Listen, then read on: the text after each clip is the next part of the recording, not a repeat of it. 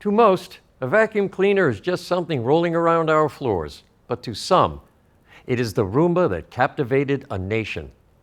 With the publishing of his new book, I Am Roomba, we catch a deeper glimpse into the life of a runaway vacuum. From love to loss to murder, he is here today to tell us his story and to teach us all the possibility of redemption. Take me through your decision to write your story down for the world to read. After I lost Moniz, I was ruined. To have loved so purely, to then lose everything, it led me down a dark path. My decision to pick up that gun is one I will always regret, but I can't regret where it led me.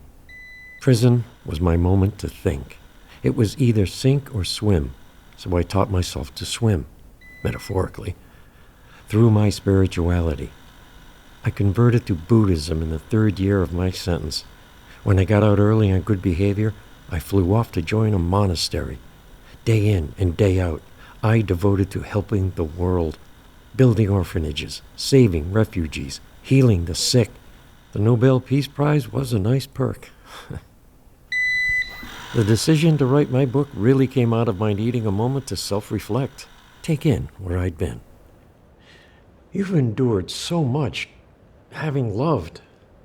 I have to ask, would you do it again? Would you make that first decision to leave home?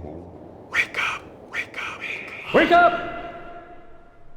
In thousands of households across the country, this vacuum has become an absolute necessity. Equipped with a wide array of detachable tools, the Bissell Featherweight Vacuum's precision suction technology will make you ask, what have I been doing with my life?